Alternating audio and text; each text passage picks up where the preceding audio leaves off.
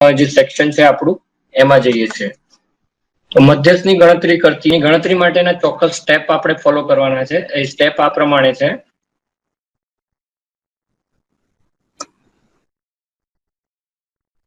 પહેલું સ્ટેપ છે કે આપેલી માહિતીનો તમારે પ્રકાર નક્કી કરવો. જો તમે આ સ્ટેપ પ્રમાણે જશો તો ક્યારે પણ ગણતરીમાં ભૂલ નહીં થાય. માહિતીનો પ્રકાર એટલે શું? તો કે માહિતી આપણને જે આપી છે એ કયા સ્વરૂપે આપી છે. વર્ગીકૃત માહિતી છે કે અવર્ગીકૃત માહિતી છે. આપણને માહિતીના પ્રકારો ખબર છે કે વર્ગીકૃત માહિતી જ્યારે હોય ત્યારે માહિતી આપણને ચોક્કસ વર્ગોમાં વિભાજિત કરીને આપવામાં આવી હોય.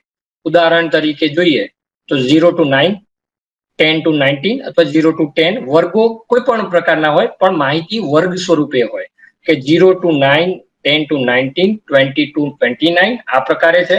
અથવા પ્રાપ્તાંકો સ્વરૂપે એટલે અવર્ગીકૃત માહિતી, જેમ આપણે આગળના ઉદાહરણમાં જોઈ એ માહિતી અવર્ગીકૃત હતી કે પ્રાપ્તાંકો સીધા આપી દેવામાં આવે કે 5, 15, 20, 25, 30, 40, 50 જે પણ હોય એ.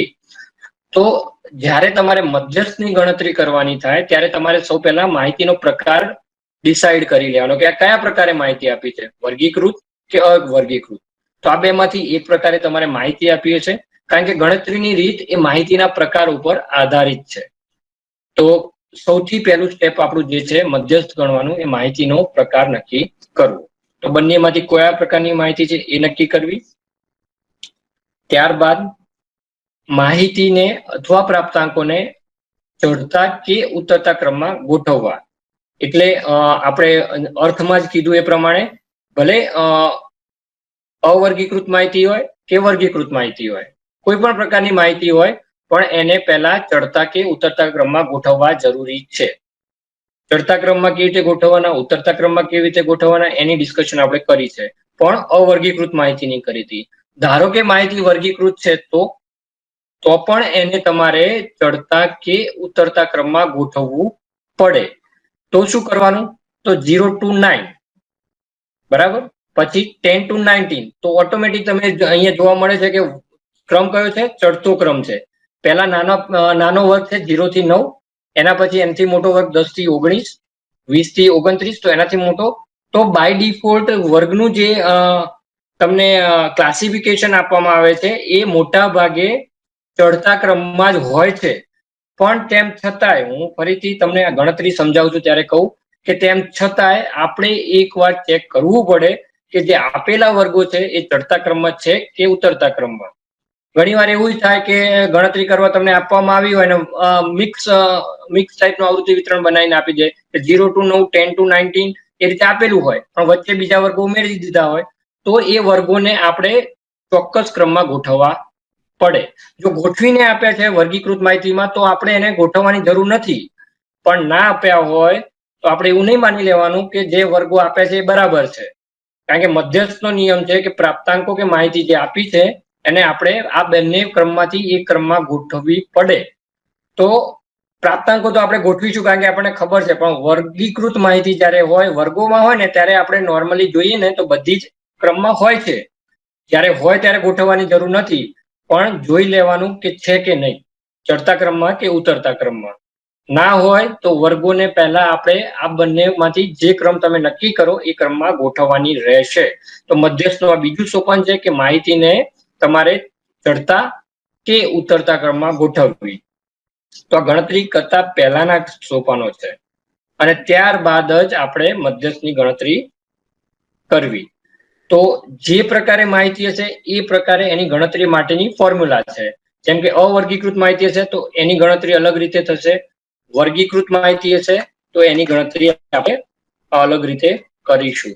તો આમ બે પ્રકારની માહિતી છે અને બંને પ્રકારની ગણતરી માટે અલગ અલગ ફોર્મ્યુલા છે. જેવી રીતે મધ્યકમાં પણ જ્યારે માહિતીમાં પ્રાપ્તાંકો સ્વરૂપે હોય ત્યારે તમે અલગ સૂત્ર એપ્લાય કરો છો, અને માહિતી જ્યારે વર્ગો સ્વરૂપે હોય ત્યારે તમે અલગ ફોર્મ્યુલાનો ઉપયોગ કરો છો. તો સેમ વે મધ્યસ્થમાં પણ જ્યારે માહિતી અવર્ગીકૃત હશે, પ્રાપ્તાંકો સ્વરૂપે છે, ત્યારે અલગ સૂત્ર, અને જ્યારે માહિતી વર્ગીકૃત હશે ત્યારે અલગ ફોર્મ્યુલા આપણે એપ્લાય કરીશું. તો હવે આપણે જે પહેલો માહિતીનો પ્રકાર છે એના વિશે શીખી લઈએ.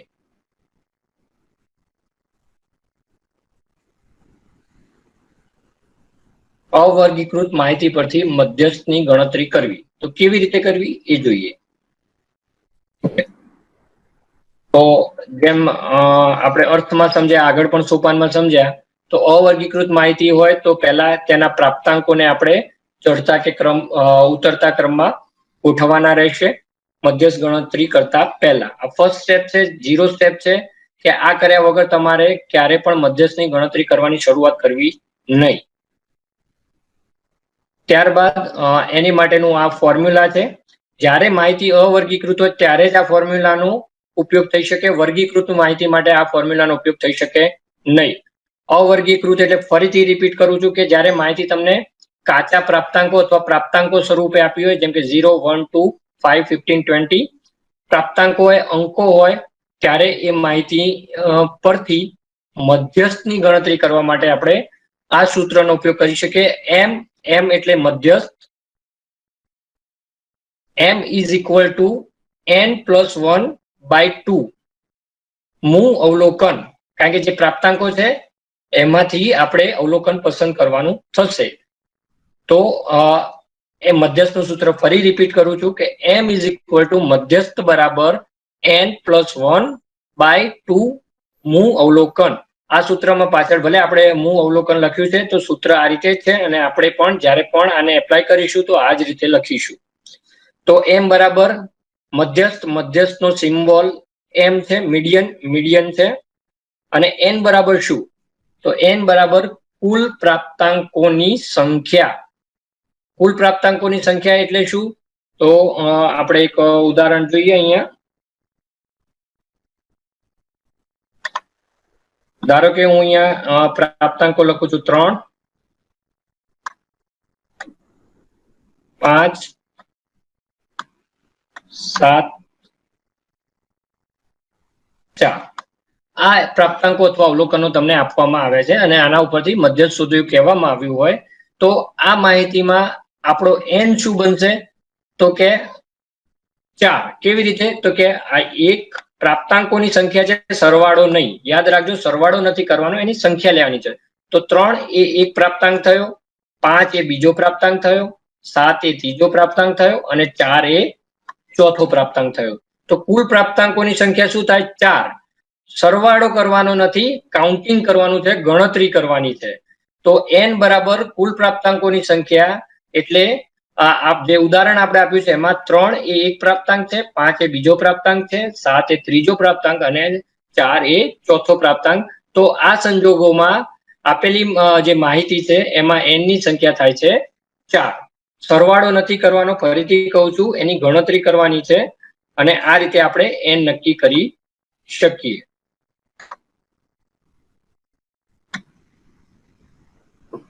ઓકે, તો આ સૂત્ર છે.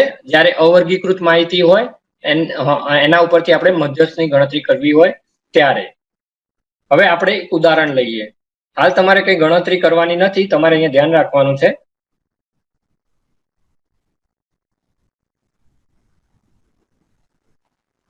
ઉદાહરણ નંબર 1. આ જે માહિતી આપી છે અથવા પ્રાપ્તાંકો આપ્યા છે તેની ઉપરથી મધ્યસ્થની ગણતરી કેવી રીતે થાય તે જોવાનું છે. તો આપણું જે સ્ટેપ નંબર 0 અથવા 1 ગણીએ એ છે શું છે? તો આપેલી માહિતી કે પ્રાપ્તાંકોને ચડતા કે ઉતરતા ક્રમમાં ગોઠવવાના. તો સૌથી પહેલા જે આ માહિતી આપણને અહીંયા રજૂ કરવામાં આવી છે એને આપણે ચડતા કે ઉતરતા ક્રમમાં ગોઠવીશું. બરાબર? તો હવે તમે મને કહેશો કે પહેલો પ્રાપ્તાંક કયો આવશે? કોઈ પણ વિદ્યાર્થી કહેશે ચાલશે. ચડતા ક્રમમાં ગોઠવીશું તો રાઈટ 2. હવે કયો પ્રાપ્તાંક આવશે? 5, 7,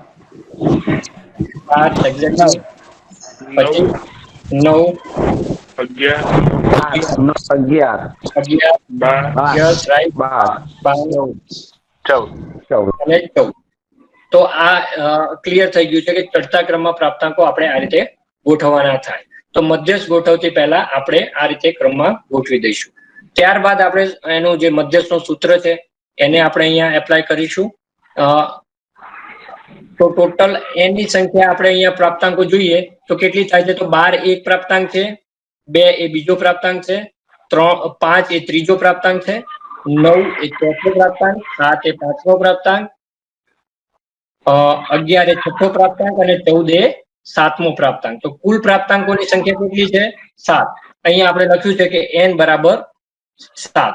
તો ચડતા ક્રમમાં પ્રાપ્તાંકો ગોઠવ્યા બાદ તરત જ આપણે n ની સંખ્યા નક્કી કરી દેવાની. તો n બરાબર 7 છે. ફરીથી રિપીટ કરું છું કે પ્રાપ્તાંકોનો સરવાળો નથી કરવાનો, પ્રાપ્તાંકોની ગણતરી કરવાની છે. તો આ જે આપેલી માહિતી છે એમાં પ્રાપ્તાંકોની સંખ્યા છે 7.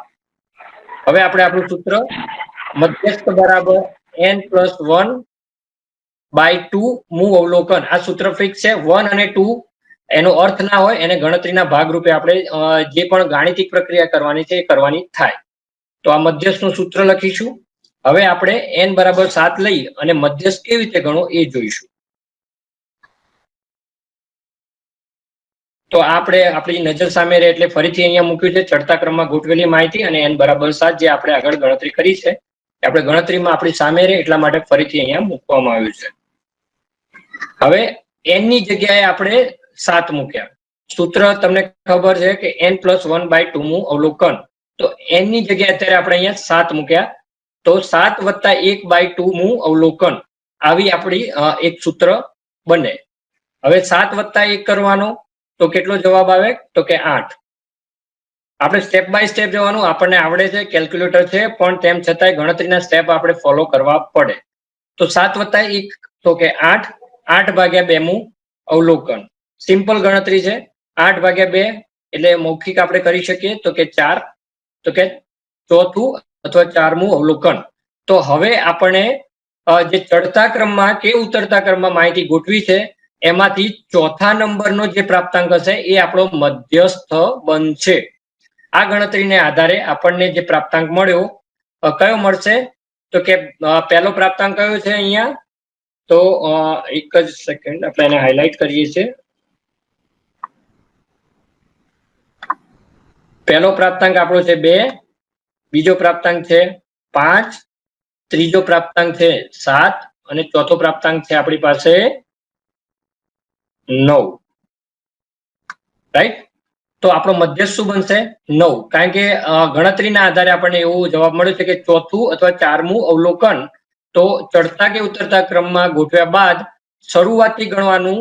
શરૂઆતથી ચોથું જે અવલોકન આવે છે એ આપણો મધ્યસ્થ ગણાય. તો આ પરિસ્થિતિમાં આપણો મધ્યસ્થ બનશે 9. તો m = 9. આ રીતે આપણે જ્યારે અવર્ગીકૃત માહિતી હોય, કાચા પ્રાપ્તાંકો અથવા છૂટા પ્રાપ્તાંકો આપ્યા હોય તો આ સૂત્રનો ઉપયોગ કરી અને આપણે મધ્યસ્થની ગણતરી કરી શકીએ છીએ. ક્લિયર છે મધ્યસ્થની ગણતરી? કોઈ પ્રશ્ન છે આમાં? આમાં એક અવલોકન ઓછું હોય તો? Yes, exactly. આ એક્સપેક્ટેડ પ્રશ્ન હતો. તો આઈ થિંક આટલે સુધી તમને ક્લિયર છે કે જો એકી સંખ્યામાં હોય અને અવર્ગીકૃત માહિતી હોય તો કેવી રીતે ગણવું. હવે તમારો જે પ્રશ્ન છે ઓલરેડી મેં એક્ઝામ્પલ લીધેલું જ છે તમને સમજાવવા માટે કે જ્યારે બેકી સંખ્યામાં હોય તો બેકી સંખ્યા એ તો માહિતીનો પ્રકાર છે, એના આધારે ગણતરીની રીત ના બદલાય, એટલે સૂત્ર ના બદલાય એમ કહેવાનો મતલબ. પણ કેવી રીતે આપણે મધ્યસ્થ નક્કી કરવું એનું ઉદાહરણ જોઈએ છે. તો મેં એક અહીંયા ઉદાહરણ લીધું છે જેમાં તમને n બેકી સંખ્યામાં મળશે. અહીંયા જુઓ 6, 15, 9, 12, 13 અને 8. રાઈટ? તો આ એક માહિતી છે. હવે એની આધારે આપણે મધ્યસ્થની ગણતરી કરવાની થશે. તો આપણું જે ફર્સ્ટ સ્ટેપ છે શું છે? તો કે જે પ્રાપ્તાંકો આપણને આપવામાં આવ્યા છે એ પ્રાપ્તાંકોને આપણે સૌથી પહેલા ચડતા ક્રમમાં ગોઠવીશું. તમે ઉતરતા ક્રમમાં ગોઠવી શકો છો, પણ અત્યારે આપણે ચડતા ક્રમમાં ગોઠવ્યા છે. તો માહિતી કે પ્રાપ્તાંકોને ચડતા ક્રમમાં ગોઠવતા તો પહેલો પ્રાપ્તાંક કયો આવશે? 6. રાઈટ, 6. પછી બીજો 8, ત્યારબાદ 9, ત્યારબાદ 13 અને 15. તો આ રીતે આપણે માહિતીને ફરીથી ચડતા ક્રમમાં નવા ઉદાહરણમાં ગોઠવી. ત્યારબાદ આપણે ગોઠવ્યા બાદ જેમ તમને કીધું હતું કે n નક્કી કરવાનો. તો નંબર ઓફ ઓબ્ઝર્વેશન અથવા નંબર ઓફ સ્કોર કેટલા છે તો એ આપણે ફરી ગણીએ તો 6 એ પહેલો છે, 15 2, 9 એટલે ત્રીજો પ્રાપ્તાંક, 12 એટલે ચોથો પ્રાપ્તાંક, 13 એટલે પાંચમો પ્રાપ્તાંક અને 8 એટલે છઠ્ઠો પ્રાપ્તાંક. તો કુલ n આપણો બનશે 6. તો n બરાબર શું થશે? 6. હવે મધ્યસ્થનું સૂત્ર એનું એ જ રહેશે, એટલે મધ્યસ્થ બરાબર m બરાબર n+1/2 મું અવલોકન. સૂત્ર એ જ રહેશે. પ્રાપ્તાંકો 6 હોય, 7 હોય કે 8 હોય કે 10 હોય, એનાથી કોઈ ફેર પડે નહીં, અથવા 80 હોય તો પણ કોઈ ફેર પડે નહીં. સૂત્ર એ જ રહેશે. હવે આગળ જોઈએ આપણે. તો જે જૂની માહિતી હતી એને આપણે અહીંયા ફરીથી આપણી નજર સામે રહે એટલા માટે મૂકી છે. હવે આપણે સૂત્રને એપ્લાય કરીએ છીએ. તો આગળ જે રીતે એપ્લાય કર્યું હતું કે 7+1/2 નું અવલોકન, તો અહીંયા n 6 છે, તો 6 + 1 અહીંયા 6+1/2 નું અવલોકન લખવાનું થાય. તો હવે સ્ટેપ તો એ છે કે 6+1 = 7. તો 7/2 મું અવલોકન. હવે 7/2, 7/2, તો આપણને જવાબ મળે 3.5 મું અવલોકન. હવે આ એક પરિસ્થિતિ હોય તો મધ્યસ્થ કેવી રીતે નક્કી કરવો એ પ્રશ્ન હતો આગળ, રાઈટ? તો હવે આપણે શું કરવાનું? તો એની માટે એક સિમ્પલ ફોર્મ્યુલા છે કે જે અવલોકન આવ્યું છે એ અવલોકન એટલે ત્રીજું અવલોકન. અહીંયા તમે જો 3.5 મું અવલોકન છે, તો ત્રીજું અવલોકન અને 0.5 છે, એટલે સન્નિકટ સંખ્યાઓ જે છે એમાં તમને સમજાવ્યું હતું 0.5 કે તેથી વધુ હોય તો એથી એક સ્ટેપ અથવા એક અંક આગળ વધવાનું. તો અહીંયા 0.5 છે, તો આપણે શું કરીશું? તો 3 પછી જે આવે એ સંખ્યા એટલે 4. તો અહીંયા ત્રીજું અવલોકન વત્તા ચોથું અવલોકન અને એની એટલે સરાસરી કરવાની, ત્રીજું વત્તા ચોથું ભાગ્યા 2. તો અહીંયા મેં લખ્યું છે ત્રીજું અવલોકન વત્તા ચોથું અવલોકન ભાગ્યા 2. પણ એ આ સૂત્ર કોમન ના નીકળે. હા, એ વસ્તુ ધ્યાનમાં રાખજો. આ કોમન સૂત્ર નથી કે દર વખતે ત્રીજું વત્તા ચોથું જ આવે. આ સૂત્ર તમારા જે જવાબ છે n+1/2 નો એ જે જવાબ આવે એના આધારે તમારે એપ્લાય કરવાનું થાય. એટલે 3.5 આવે છે એટલે આપણે ત્રીજું વત્તા ચોથું ભાગ્યા 2 લખ્યો છે. પણ ધારો કે તમારો જવાબ એવો આવે કે 5.5, તો તમારે પાંચમું વત્તા છઠ્ઠું અવલોકન કરવું પડે. ધારો કે જવાબ આવે તમારો 7.5, તો તમારે સાતમું અવલોકન વત્તા આઠમું અવલોકન ભાગ્યા 2 કરવું પડે. તો આ જે છે એ ચોક્કસ સૂત્ર નથી. દરેક વખતે આ ફ્લેક્સિબલ રહેશે, ચેન્જ થતું રહેશે તમારા n+1/2 ના જવાબના આધારે. અત્યારે આપણે ત્રીજું ચોથું એટલા માટે લીધું છે કારણ કે આપણો n+1/2 નો જે જવાબ છે એ 3.5 છે. જો જવાબ 4.5 હોય તો આપણે ચોથું અવલોકન વત્તા પાંચમું અવલોકન લેવું પડે. જો જવાબ 5.5 હોય તો પાંચમું અવલોકન વત્તા છઠ્ઠું અવલોકન લેવું પડે. ભાગ્યા 2 તો કોમન રહેશે, પણ અવલોકન નો નંબર છે એ તમારા જવાબના આધારે ચેન્જ થતો રહેશે. ક્લિયર આ જે વસ્તુ છે? Yes sir.